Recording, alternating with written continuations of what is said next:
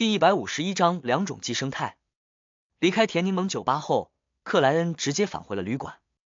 正当他收拾行李的时候，巨大的白骨信使突然出现。他原本想轻拍下克莱恩的肩膀，却因为身高近4米，头部穿过了天花板而失败，只能将信纸往前一扔，主动崩解消失。阿兹克先生终于回信了，这都快1周了，这信使是不是换了一个？很像原本那位啊，会做出相应的提醒。克莱恩接住信纸，展了开来，很抱歉，直到今天才回信。或许是因为恢复的记忆超过了身体能够承受的限度，我沉睡了好几天才适应。你描述的事情确实很符合偷盗者途径的特点，他们对应的序列4就叫寄生者。从这往上，都具备寄生于他人体内的非凡能力。据我所知，寄生有2种形态，一种属于初步，寄生者借助宿主隐藏自身，并延长生命，恢复伤势。他能看见宿主看见的所有事情，听到宿主听到的所有声音，但却无法干涉宿主的思维，窃取他的想法，所以宿主想与寄生者交流，必须主动发声。另一种是全面的控制，寄生者与宿主的灵体近乎融合，知道他的想法，了解他的意图，并能主动的接管身体。面对第一种寄生，可以通过入梦、潜意识对话等方式提醒宿主，不用担心被发现，因为寄生者必须借助宿主的感官才能察觉周围的事情。第二种状态下，不存在任何绕过寄生者与宿主对话的办法，但也有清除的机会，那就是依赖宿主信仰的对象。我很难准确的向你描述这种事情，只能告诉你，放开心灵祈祷时，信仰的对象能发现寄生者的存在，并借助一定的仪式给予反馈，完成分离或清除。当然，前提条件是宿主本身并不清楚会发生什么事情，否则寄生者必然警觉，进行阻止。后面的情况不就是当初小太阳遭遇的事情吗？他懵懵懂懂的向我祈祷，被我看见了阿蒙分身的存在，然后隐瞒目的，教导他密启仪式，借此净化了寄生者。克莱恩对之前那件事情一下有了更深层次的领悟。在停更的时候，他偶尔会自言自语，这也许就是第一种寄生态的表现。但问题在于，这都过去好几个月了，那位寄生者或许已经完成了全面的控制，必须先确认这件事情，才能知道究竟该怎么做，否则盲目的入梦只会导致目的被寄生者提前察觉，让问题变得更加严重，更难以解决。如果是第二种寄生态，诗人信仰的是女神，但女神的信徒数以千万计，不太可能重点关注一位非眷者、非圣者的红手套。像我愚者就不同，从来都是有祈祷必查看，常常提供1对1服务，这就是创业期的状态啊。克莱恩想着想着，突然有点唏嘘和感叹。他本打算委托月亮埃姆林暗中监控伦纳德·米切尔，弄清楚对方是否会经常小声自语，可考虑到火种手套的事情已经让埃姆林浮现于伦纳德，浮现于那位寄生者眼中，大概率成为了他们戒备和调查的对象，只好理智放弃了这个想法。魔术师小姐才序列8，只是个戏法大师，还不具备在一位天使级寄生者和一个红手套周围监控的能力。正义小姐的身份是很好的掩饰，而且她同样属于女神的信徒，可问题在于，她现在回了家族领地，得6月份才重返贝克兰德。倒吊人先生和隐者女士在海上，小太阳甚至都没法和外界连通。塔罗会的成员还是不够啊，各自向下发展的势力也不足，我都找不到合适的人选来帮我完成这件事情。我认识的人里面，沙伦小姐做类似事情应该是最擅长、最隐蔽的，可我现在又联络不上她，哪怕通过魔术师小姐和埃姆林也不行。之前逃离贝克兰德太匆忙，很多事情都没考虑到后续。克莱恩抬手揉了揉额角，想着伦纳德是职业者里的精英红手套，上面有高级执事和教会看着，那位寄生者短时间内也不敢弄出什么事情，于是决定将这个问题暂时压下，等到有合适的帮手再说。或许等我消化完魔药，去苏尼亚海东边找到美人鱼，完成了晋升，再重归贝克兰德，亲自去做。经历丰富的克莱恩不再犹豫，迅速有了决断。田柠檬酒吧内，惴惴不安的比尔特在处理了心腹手下中的2位天体教派信徒后，终于等到了一个好消息。你说，艾弥留斯上将今天启程返回拜亚姆了？他拿着雪茄，起身问道。他的副手索托斯轻轻点头道，就在半个小时前，他的舰队离开港口，驶向罗斯德群岛了。比尔特没有掩饰的舒了口气，确认上将阁下并未责怪自己。想着格尔曼斯帕罗这个替身在不到4天内使得将军卫队成员损失惨重，使得上将阁下的弟弟被解除总督职位，秘书遭受伤害，情妇惨死别墅，他就忍不住自我否定，怀疑自己的办事能力。虽然那些事情的责任未必都在格尔曼斯帕罗身上，但集中在一起爆发，依旧让人觉得这就是疯狂冒险家的问题，至少他足够倒霉。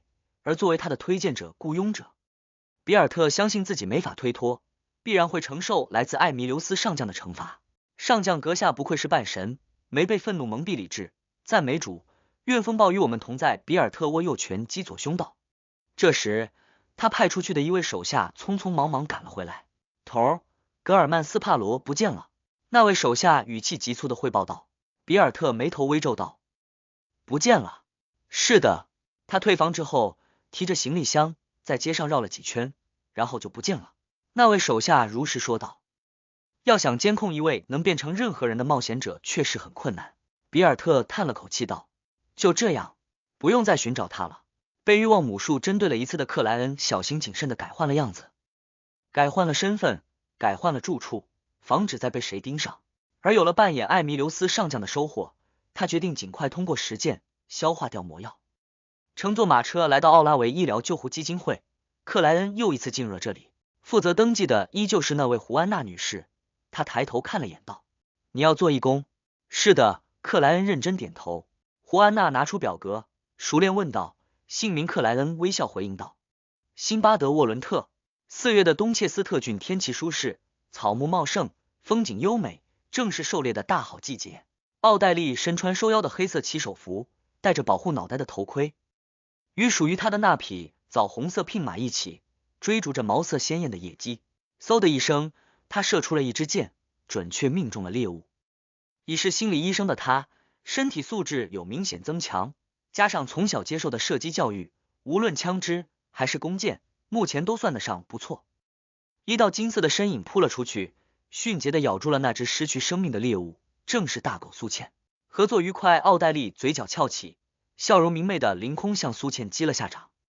这时，簇拥他的那些贵族子弟们围了上来，或赞美他的狩猎技巧，或称赞他对猎犬的训练。对于后面的话语，奥黛丽颇有些羞愧，他根本就没训练过苏茜。贵族子弟们很快散开，继续围追堵截猎物，而那位黑夜女神的底层牧师斯明女士则靠拢过来，压低嗓音对奥黛丽道：最后一个任务完成，你就可以获得催眠师配方了。终于，奥黛丽闭眸一亮，无声点了下头。坦白的讲，如果她还是以前那位娇气青涩的贵族小姐，早就忍耐不了2个多月的贡献积累，在塔罗会里求购起催眠师魔药配方了。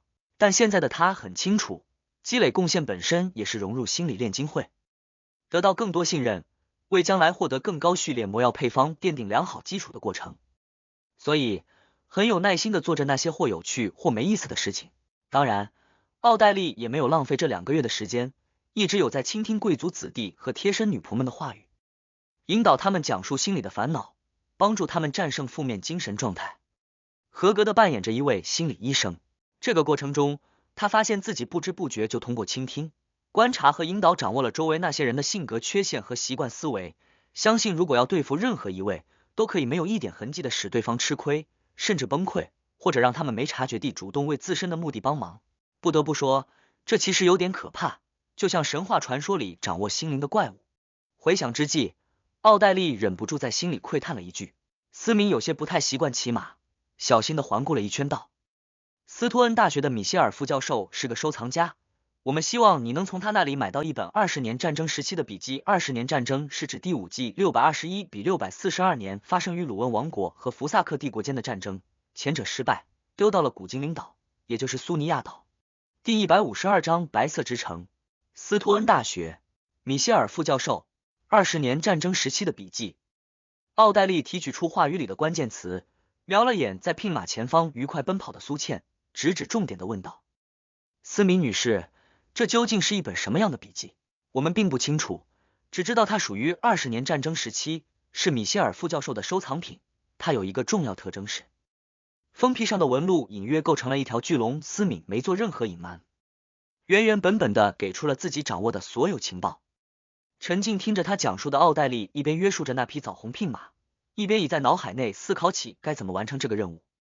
拜访米歇尔副教授，参观他的藏品，并对其中一件提出购买请求，不是太困难的事情。虽然不太好意思承认，但无论从哪方面讲，他拒绝我的可能都不是太大。奥黛丽，不要太依赖于这些，这么做最大的问题是突兀。我之前都不认识米歇尔副教授，很难解释为什么忽然想要拜访他，而且我也不清楚那本笔记对他的意义。贸然提出购买请求，或许会带来警惕和戒备。简的哥哥在斯托恩大学就读，上次聚会时表现出了喜欢讲述和议论的特点。如果我再邀请他们兄妹参加下午茶，并将话题引导向历史、考古和收藏，他应该会提到米歇尔副教授。一所大学内能被称为收藏家的人肯定不多。有了这样的前奏，我就可以派人拜访米歇尔副教授，提出参观藏品的请求，然后在第一次做客时，尽量不表露需求，观察主人的表现，引导他展露最真实的态度。这有助于我在合适的时候用合适的方法提出合适的请求。确定思路后，奥黛丽对女牧师司敏点了下头，浅笑说道：“我会努力完成的，但不保证成功。”话音刚落，他双腿收紧，加了下马匹，整个人箭一样奔了出去，冲向一只在围猎圈子里闪转腾挪的红棕色狐狸。波涛汹涌的海上，幽兰复仇者号像是一片被狂风刮到了半空的叶子，时而抛飞，时而落下，但却保持着惊人的平衡，没有出现一点倾覆的迹象。船长室内，阿尔杰威尔逊漂浮于窗边，凝望着外面如山如峰的波浪，深州劲风无声缭绕。不知过了多久，他落了下来，双脚踩住了地毯。风卷者果然是一个可以根据名字简单扮演的序列，唯一的问题是必须偶尔让自己变得暴躁，以符合狂风的特性。阿尔杰没什么欣喜表情的在心里感慨了一句。这2个多月里，他一直未通过自身的渠道和塔罗会内的交易获得海洋歌者的配方，毕竟这属于序列5，是最接近半神的层次，相应的配方已出现有价无市的情况。哪怕有一堆钱，且愿意溢价不少，也很难买到。正常来说，加入对应教会或组织是获取类似配方的最有效手段，但身为风暴教会主教的阿尔杰却无法依靠这个途径，因为某些秘密，他必须隐瞒住本身的实力，换取行动的自由和监控的薄弱，以便在有足够把握后前往一个地方，完成等待了很久的目的。让他高兴的是，他并没有浪费这2个月的时间，至少风卷者魔药的消化进度不错。风卷者简单，海洋歌者据说就有不小的困难。难道必须经常唱歌？阿尔杰忍不住扭头望向甲板位置，虽然隔了一个房间，但他依然能听到有喝醉的水手在那里亢奋高唱，制造出能和风暴之声对抗的噪音。阿尔杰不自觉皱了下眉头。贝克兰德，乔伍德区，辛迪斯马戏团。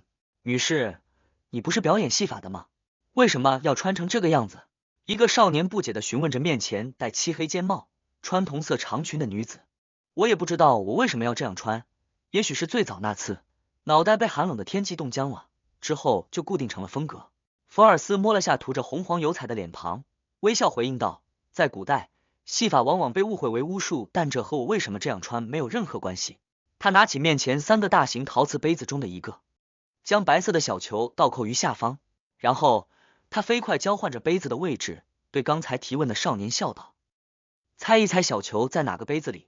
这不是罗塞尔大帝发明的赌博方法之一吗？少年饶有兴致地说道，但你不是荷官，是这个马戏团的戏法大师，所以我猜小球已经被你换走，所有的杯子都是空的。福尔斯笑了笑道，恭喜你，答错了。他猛地拿起中间那个杯子，里面豁然飞出道白色的身影，那是只鸽子，而原本的小球则在鸽子离开的地方。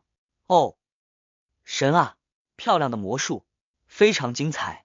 一片赞叹声，福尔斯略显自得地看了下不远处的教堂大钟，收起道具，返回至马戏团团长所在的帐篷。你真的要辞职？我可以将你的薪水翻1倍。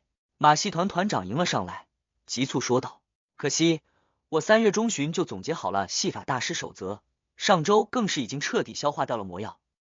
如果不是合同签到今天，我早就不来了。虽然被当成戏法大师的感觉很好，但这不能阻止我向占星人晋升，老师说这周要过来给我配方、材料和一件礼物。会是什么礼物呢？哎，满月一语越来越恐怖了，要是没有愚者先生，我肯定已经失控成怪物。福尔斯伸出右掌遮住嘴巴，慵懒的打了个哈欠，然后噙着笑容道：是这样的，我其实是一个畅销小说作家，我下本书的题材与马戏团有关，所以才到你们这里应聘畅销小说作家。马戏团团长眼睛一亮，又担忧又期待的问道：你会写我们不好的事情吗？这里有不好的事情吗？这2个多月我过得很愉快。福尔斯摘掉了那顶黑色尖帽。马戏团团长露出由衷的笑容道：沃尔女士，你可以在书里提一下我们马戏团的名字吗？我会给你广告费的，当然不会太多，你知道的，我要养非常多的人，还能这样。团长很有头脑啊。福尔斯还是第一次知道小说也能和报纸杂志一样刊登广告，而且形式更加隐蔽，更加自然。波浪起伏间，两侧有一排排火炮的客轮行驶于安全航道上，不敢有丝毫偏离。在奥拉维岛东面，一旦偏离正确的航路，往往就意味着失踪。就连海盗们也不敢太远离安全区域。这片海洋充满了未被探索的区域，充满了各种各样耸人听闻的传说。做了2个多月义工，找到了4次真实扮演机会的克莱恩告别了抬病人、刷马桶、清理呕吐物等工作，登上了前往加尔加斯群岛的船只。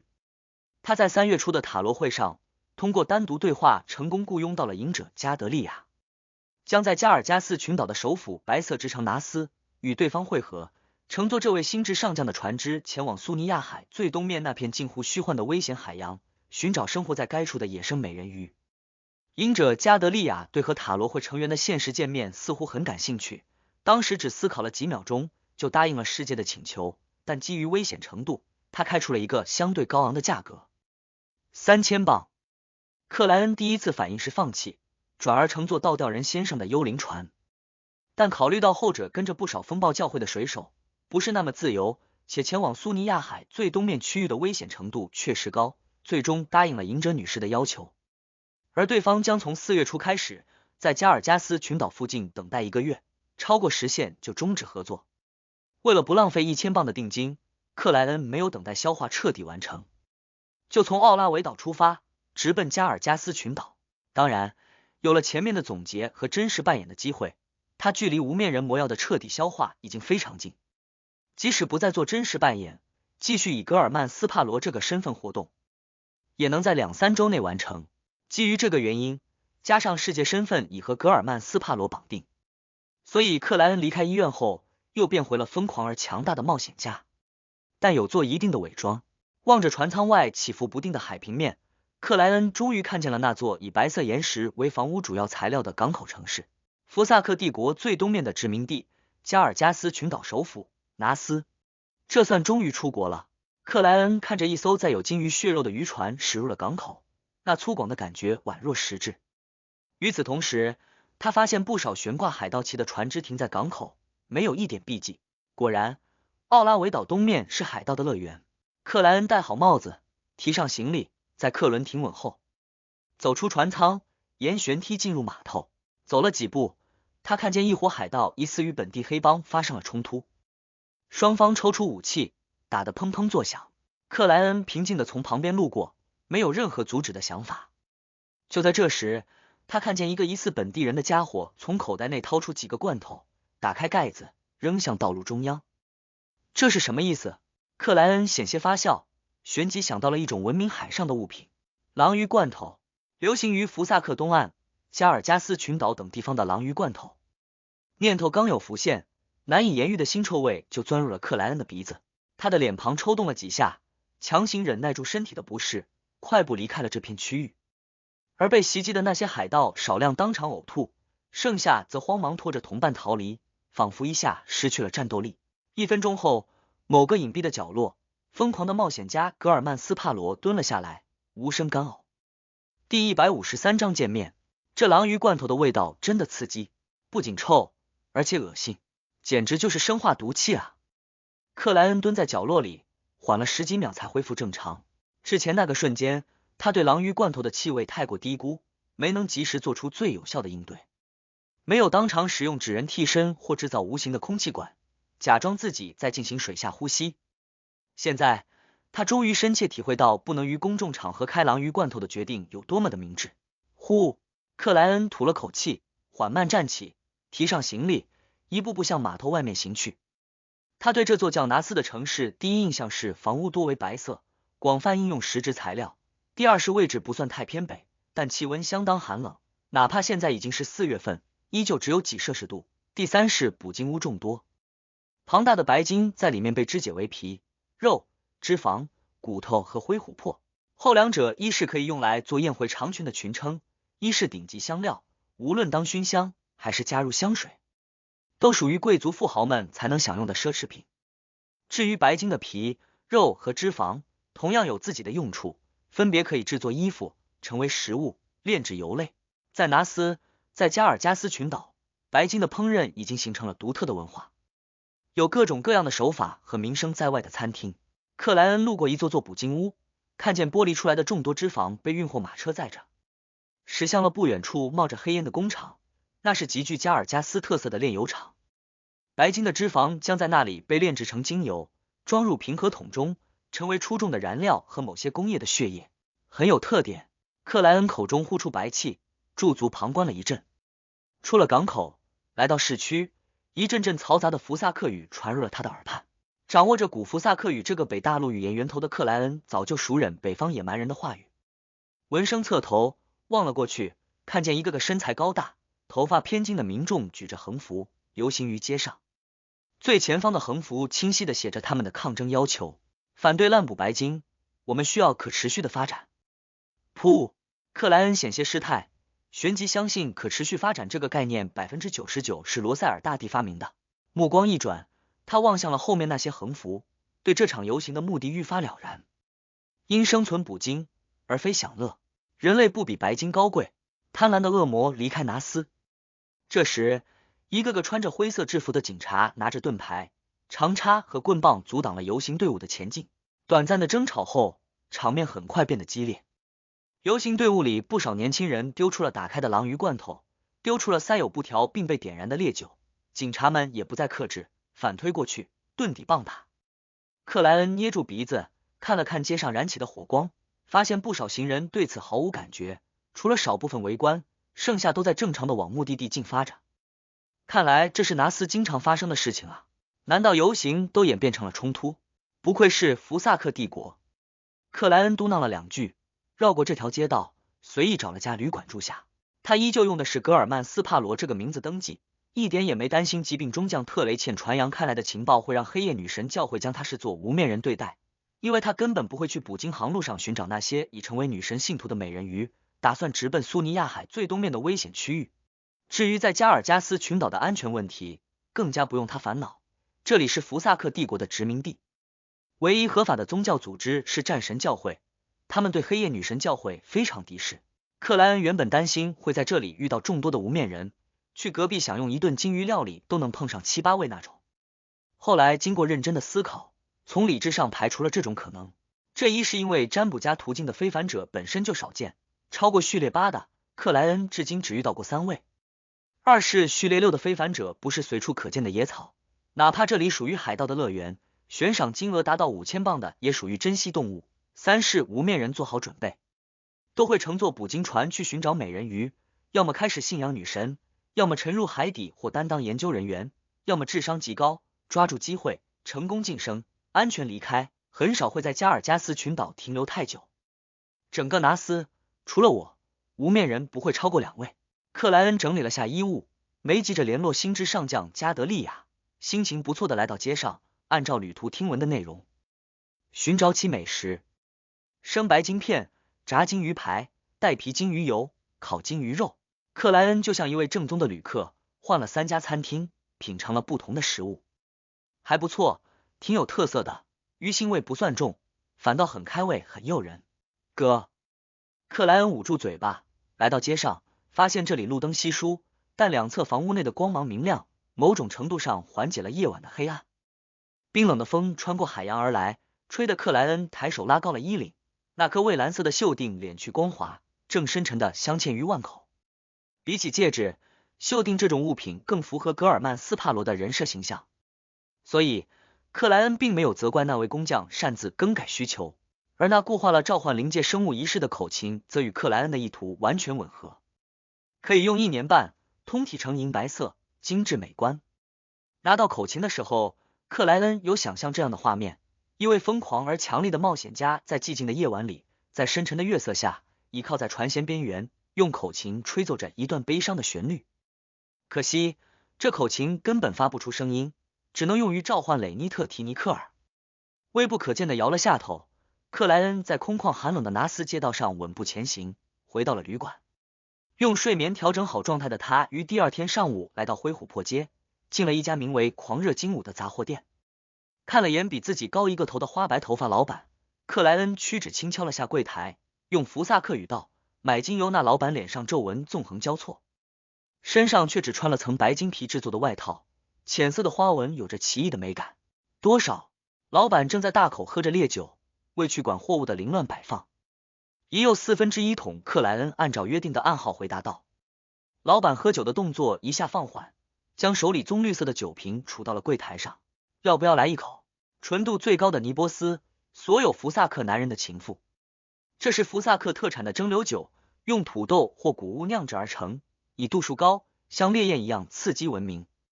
相比苏尼亚血酒，它价格颇为低廉，更受普通福萨克人欢迎。不用。克莱恩摇了摇头。老板低笑了一声，不喝尼波斯算什么男人？鲁恩只剩下女士了吗？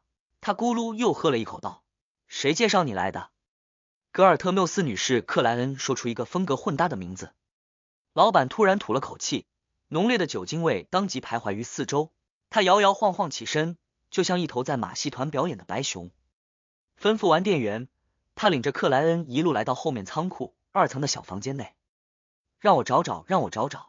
老板咕哝着蹲了下去。克莱恩控制住脸皮的抽动，想起了鲁恩王国流传甚广的一个笑话。问：福萨克的男人什么时候是没喝醉的？答：在母亲肚子里的时候。等待了一阵，克莱恩看见老板翻找出了一个纯净的水晶球，然后醉醺醺的白熊背对克莱恩，双手摩挲水晶球，口中低语起艰涩拗口的古赫密斯语。房间内渐渐变得昏暗，所有无光的角落一下深沉，似乎散发出奇异的吸引力。那水晶球迅速亮了起来，浮现出一个穿黑色古典长袍的女子身影。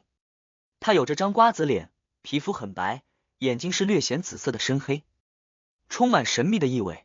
又看见一位塔罗会成员的真实长相了。克莱恩上前一步，接过了水晶球。水晶球对面的隐者加德利亚同样看清楚了这边的世界。黑发棕瞳，脸庞消瘦，棱角分明。他目光微凝，迟疑了1秒才张开嘴巴道：格尔曼斯帕罗。他发现塔罗会成员的真正实力和水准比自己预想的要强不少。世界竟然是海盗将军级的疯狂猎人格尔曼斯帕罗。我之前对世界的各种判断没有问题，内敛、深沉、经验丰富又手段狠辣。星之上将感觉自己不算太意外。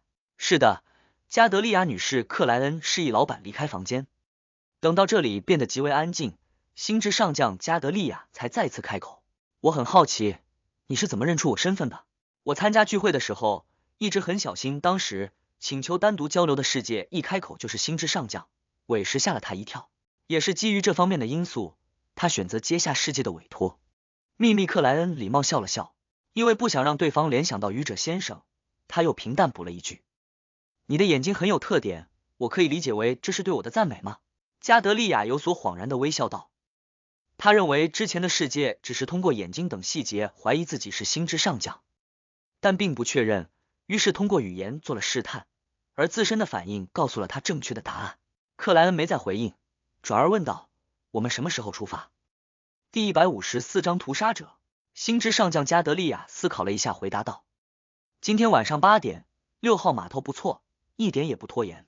克莱恩幅度很小地点头道：好。他话音刚落，水晶球内的光芒忽然收敛，穿黑色古典长袍的身影越来越暗，越来越模糊，很快消失不见。拿着已变得非常普通的水晶球，克莱恩转过身体，拉开房门，走了出去。看了眼靠在墙上咕噜喝酒的老板，他随手一扔，将水晶球丢给了对方。老板手忙脚乱接住的时候，克莱恩不快不慢地走下楼梯，离开了仓库。出了狂热精武，他拿出金克怀表，啪的按动开关，看了眼时间，快到中午了，大部分酒吧都开门了。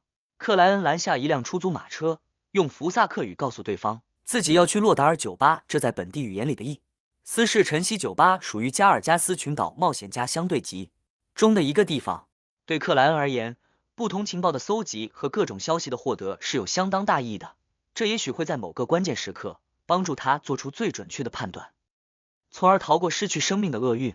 所以，即使他不是太喜欢酒吧，也不得不经常前往，要杯麦香浓郁的啤酒，安静坐在吧台的角落里，听周围的人交流海上发生的趣事和大事。另外，他还想弄清楚被关押在慷慨之城拜亚姆总督府内的罗伊金有没有被救出。这2个多月来，水银之蛇威尔昂塞汀在未入梦。命运议员瑞乔德同样没召唤信使，提供强力神奇物品的线索。20多分钟后，马车停了下来，竖立着一块巨大牌子的洛达尔酒吧出现在了克莱恩眼前。他习惯性拿出2苏勒纸币支付给车夫，直至看清楚车夫那略显粗犷的面容，他才猛然记起一件事情，这是国外，这是福萨克的殖民地，有自己的通用货币，最小是戈比，其次是福银，在网上则是金霍恩。他们保持着非常人性化的实境制，让换算非常容易，忘记去银行兑换戈比和福银了，之前的都在旅馆和餐厅用掉了。克莱恩刚想观察下周围哪里有银行，车夫却欣喜地接过了那2张1苏勒的纸币，反复检查了几遍，笑得脸上粗糙的皮肤满是光彩。谢谢，谢谢您的慷慨。金镑、苏勒和便士在这里也是硬通货。加尔加斯群岛距离托斯卡特和奥拉维都不是太远，很多物品都会卖到这2个地方，而且不少鲁恩冒险家喜欢往这白金之海跑，本地私下流通鲁恩王国的货币确实正常。呵呵，鲁恩的工业和经济实力都比福萨克帝国强，甚至可以说强不少，金镑可比金霍恩坚挺多了。等等，克莱恩下了马车，边往洛达尔酒吧走，边回想着刚才车夫惊喜的脸孔。突然间，他记起了一件事情，那就是1金镑可以兑换 5.5 金霍恩，也就是说2苏勒价值 5.5 福银。而在白色之城，出租马车1小时的费用是4福银，不满1小时按1小时计。难怪车夫那么高兴。克莱恩回头再看，那辆马车已不知去了哪里。呼，轻轻吐了口气，克莱恩按了下帽子，推开沉重的木门，进入了洛达尔酒吧。在这个世界，靠近码头或工厂区的酒吧往往有贩卖午餐、晚餐的业务，所以11点左右就会开门。此时已有不少闲着没事的冒险家聚到吧台前，要了烈酒，要了烟熏过的鱼肉和浮着油脂的汤菜，就桌面包，吃得非常畅快。中午就喝列朗奇和尼波斯，这是打算醉一整天。福萨克的这种习俗真是让人难以接受啊。克莱恩嘀咕2句，面无表情地走到吧台，坐至角落，轻敲木板道：2片烤面包加红肠，1份熏金鱼肉，1份浓菜汤，1杯格拉斯啤酒。格拉斯啤酒在福萨克东海岸较为流行，于苏尼亚岛、加尔加斯群岛等地方也不少见。新来的。酒保抬头看了克莱恩一眼，一共4福银6戈比，不喝烈酒就是新来的。克莱恩没去理会对方的问题，直接丢了2苏勒纸币过去，这价值5福银5戈比。想到现在是格尔曼斯帕罗，克莱恩强忍住了让对方找钱的冲动，就当给点小费。当然，在贝克兰德的酒吧内，这么多食物也差不多要2苏勒的样子。收获小费的酒保没有再问，麻利的倒了杯格拉斯啤酒，推到了克莱恩面前。这种啤酒颜色偏黑，泡沫厚实，入口带有焦香，醇厚之余又藏着些许刺激，让克莱恩感觉酒精度数偏高，怀疑是不是有兑烈酒进去。等待食物的时候，他小口喝着酒，安静的听着周围冒险家们聊天。而那群人的话题大部分集中在谁谁谁怎么发了比财，谁谁谁被海盗杀了，谁谁谁干掉海盗船长却没有索取悬赏，转身接手了对方的属下，谁谁谁和拿死某位女性有了私生子，谁谁谁在妓院表现不好，成为笑柄。当用甜菜、洋葱、卷心菜、胡萝卜、鱼肉、奶油等熬制的加尔加斯特色浓菜汤端到克莱恩面前时，他总算听到了点有意思的东西。一个冒险家压低嗓音对周围的同伴道：听说了吗？在加尔加斯东面有个第4纪的遗迹，没有？谁发现的？他的同伴又愕然又好奇的反问道。那冒险家左右看了一眼，没太在意的说道：加勒斯发现的，你们知道的，他是善于潜水的航海家。他因为喝醉，被风暴刮下甲板，沉入了海底，谁知在那里发现了些钢铁建筑的残骸，绝对出自人类的钢铁建筑。然后呢？他的同伴追问道。那冒险家低笑道：加勒斯顺着那些残骸，发现了一口不知道有多深的废弃海底巨井，里面已经灌满了海水，但依旧给他非常深、非常恐怖的感觉。风暴在上，这也许通向地心。他说，里面好像有什么东西在召唤他，他没敢探索，害怕的浮上了水面。深海巨井，奇怪的吸引感，这不一定是第4季的遗迹啊，也许是第3季、第2季的。小太阳有说过，在那黑暗的纪元，海怪们臣服于精灵王苏尼亚索列姆，帮助他统治海底。甜咸微酸口，克莱恩喝了口浓菜汤，插起了烟熏的白筋肉。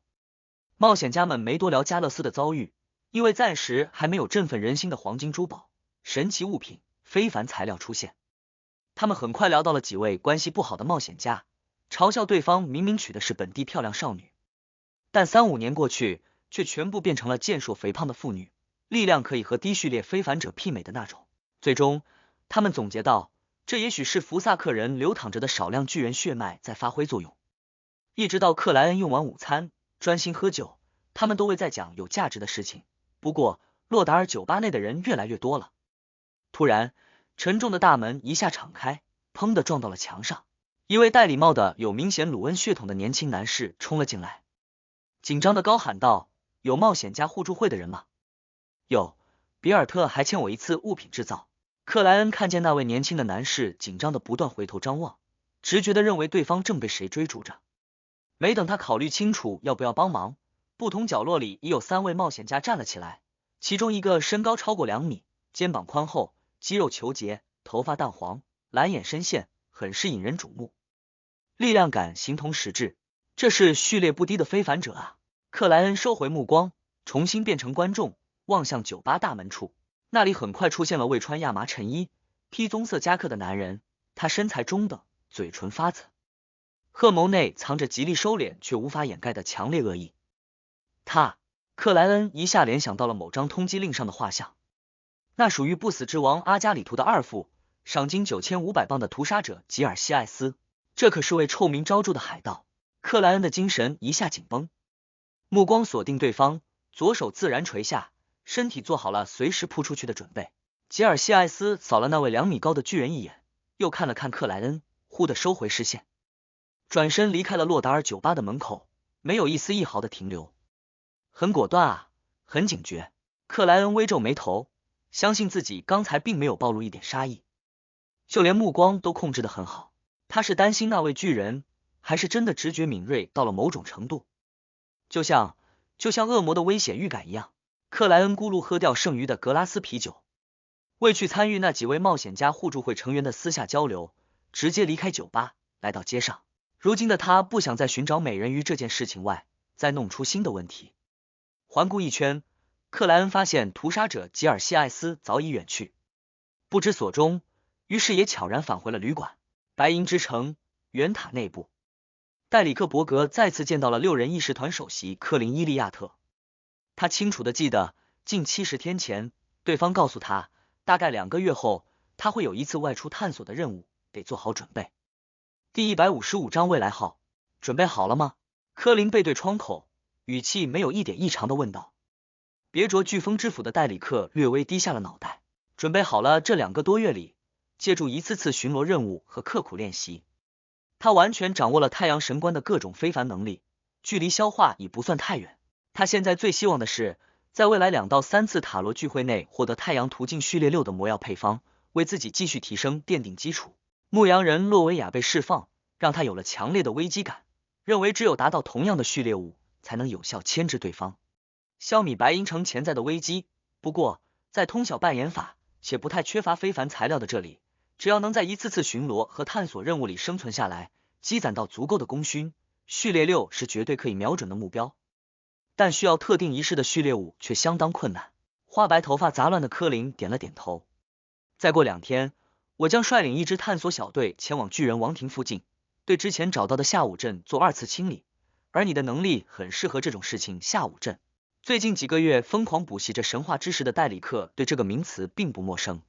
这是当初白银之国前往巨人王庭的必经道路，在那里，人类和巨人杂居于城镇，簇拥着永远定格在黄昏的古神居所，如同现实世界到神话传说的最后大门。是，首席阁下戴里克找不到拒绝的理由。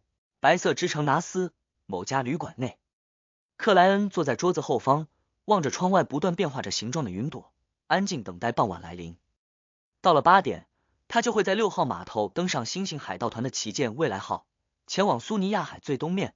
无论加尔加斯群岛和这片号称海盗乐园的海域发生什么事情，都不再与他有任何关系，所以他才会对行走于大街小巷、混迹于酒吧赌场的少量有悬赏海盗宽容，没试图狩猎他们，免得打乱自身寻找美人鱼的计划。我的灵性直觉告诉我，中午那位屠杀者吉尔西艾斯似乎盯上了我。如果他真要送货上门，我也不是太介意。战略上藐视，战术上重视，不动用海神权杖和火种手套的情况下，我顶多比他强一点，胜在全面和诡异。克莱恩半闭上眼睛，想象起聚集在一起的无数光球，借此飞快进入冥想状态，保持灵性的敏锐。不知过了多久，他灵感突有触动，眼睛一下睁开。此时太阳已落到西边，火红的颜色烧灼着大海，帘布的阴影在房间内拖得很长。那影子仿佛活了过来，先是婆娑摇晃，继而扭曲着站起，投射到了墙上。它漆黑深暗，如同人心最底层的粘稠恶意所化。克莱恩没有表情地看着这一幕，左掌抬高，在面前缓慢舒展起五指。那漆黑的影子嗓音粗糙，如同含着一块纱布，望着克莱恩道：格尔曼斯帕罗，不要插手中午的事情。这是不死之王的意志。说完，这影子流水般下滑，散入阴暗之处，恢复了原本的状态。克莱恩没去注意影子的变化，反倒将目光投向了外面。他能察觉得到，操纵影子的人在对面街道某个地方，因此根本没有向虚幻之物动手的想法。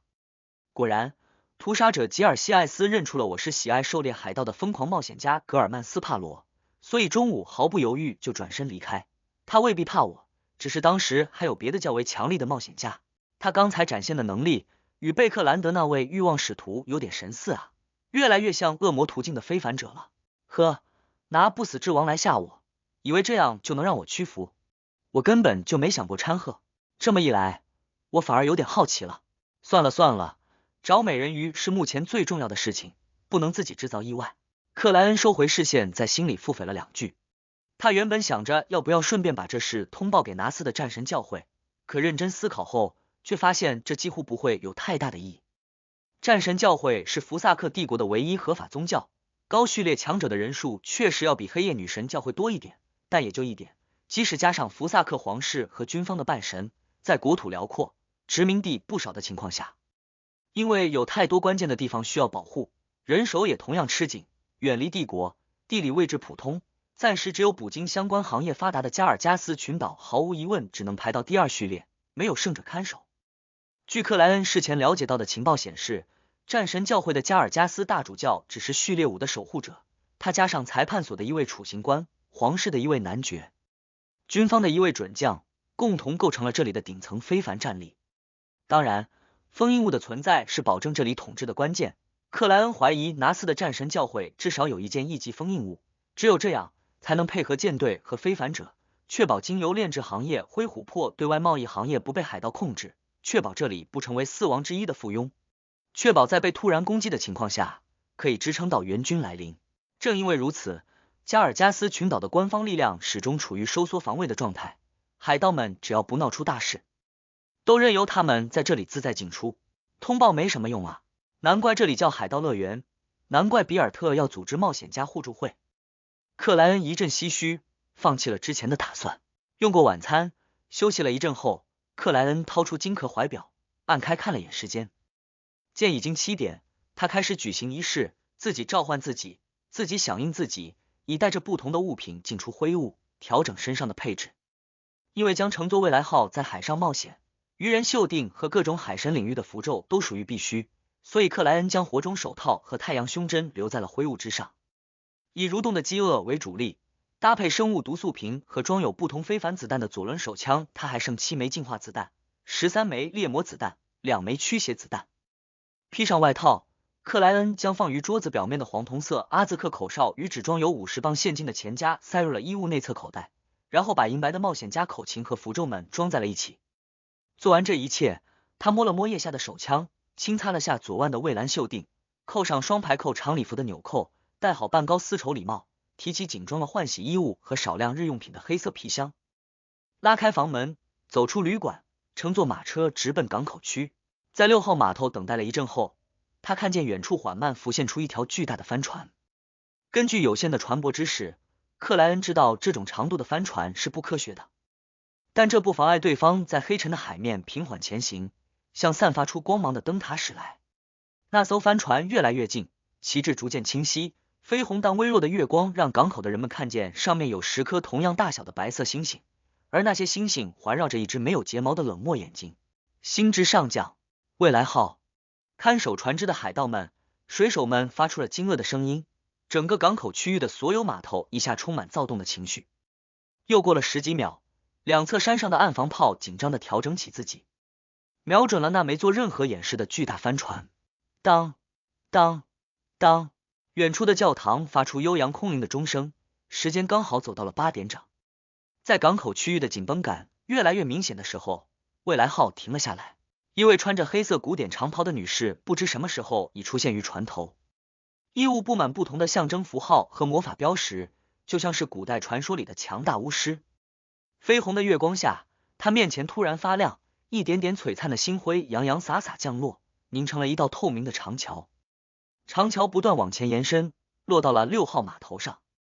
很有排面啊，不愧是7大海盗将军之一，而且还是比冰山疾病他们层次高一点的上将。克莱恩一边感叹，一边想伸手捂住脸孔。他并不希望被人知道疯狂冒险家格尔曼斯帕罗与星之上将加德利亚有过合作。到了这个地步，只能先维持人设，等我消化完毕，等我回到北大陆，就没格尔曼斯帕罗这个人了。克莱恩走出阴影，按了按头顶的半高丝绸礼帽，步伐平稳地走上了那道星光凝聚的长桥。落脚坚实，稳固如铁，克莱恩腰背挺直的，在一门门岸防炮的瞄准下，在一道道含义不明的目光注视中，不快不慢地走向了停在港口外的未来号。他的脚下长桥透明，深蓝近黑的海水轻轻晃荡，让有恐高症的人们浑身发软。还好我早就是小丑，连钟楼都跳过。克莱恩表情冷漠地走完最后10来米，踩住了未来号的甲板。面对眼眸深黑发紫的星之上将加德利亚，他没有一点紧张，取下帽子，行了一礼。晚上好，女士。